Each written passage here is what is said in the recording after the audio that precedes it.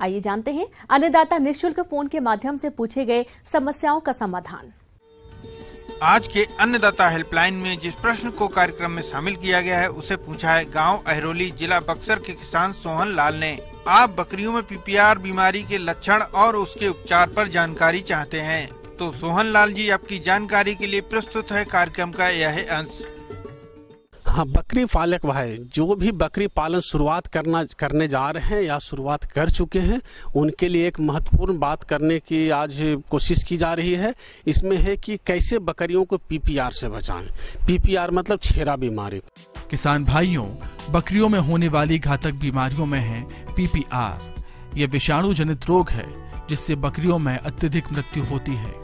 इसलिए पीपीआर रोग को बकरियों में महामारी या बकरी प्लेग के नाम से भी जाना जाता है। ये रोग विशेषकर कम उम्र के मेमनों में और कुपोषण व परजीवियों से ग्रसित बकरियों में अधिक गंभीर एवं प्राणघातक होता है, जिससे बकरी पालन में अधिक नुकसान होता है।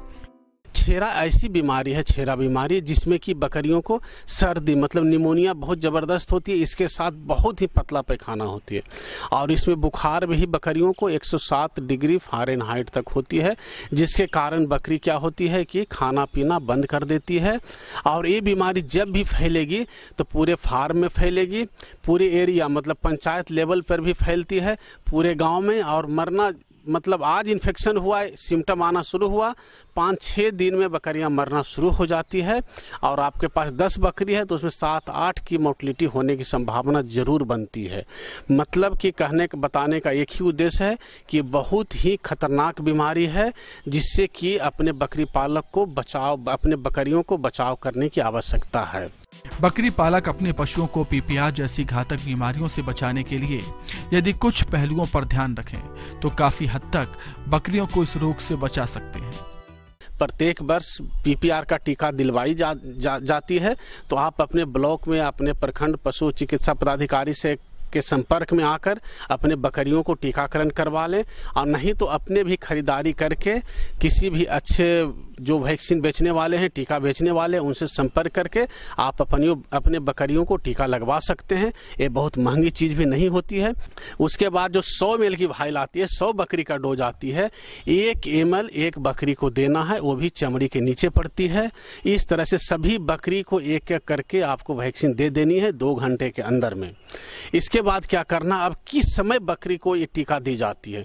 जब सीजन की बात करते हैं तो ये आपको बता दें हम पहले कि ये टीका जो होती है, एक बार अपने बकरी को आप दे देते हैं तो ये 3 साल तक आपकी बकरी को छेरा बीमारी से बचाएगी।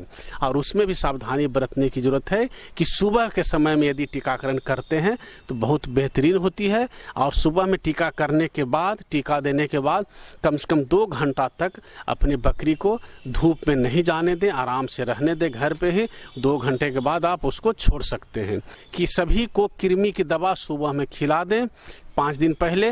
और कृमि की दवा खिलाने के साथ साथ आपको क्या करना है, कोई भी एंटी स्ट्रेस दवा या लीवर टॉनिक कम से कम 3 दिन तक उसको पिलाते रहना है, उसके बाद ही टीका देनी है।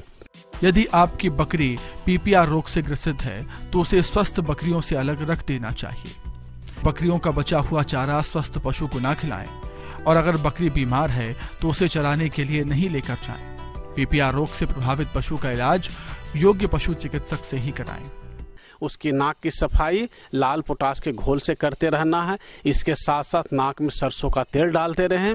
उस बकरी को फीवर रहती है, इसलिए फीवर की दवा देंगे आप। जो भी पैरासीटामोल या मेलोक्सिकम प्लस आती है, ये दवा का उपयोग करेंगे। इसके साथ साथ एंटीबायोटिक के रूप में कोई भी लीवोफ्लोक्सासिन या इंड्रोफ्लोक्सासिन का एंटीबायोटिक 3 दिन तक आप उपयोग कर सकते हैं। और इससे ज़्यादा अधिक दवा का उपयोग नहीं करें, नहीं तो आप ये पशुओं के लिए, बकरियों के लिए और हानिकारक हो जाती है।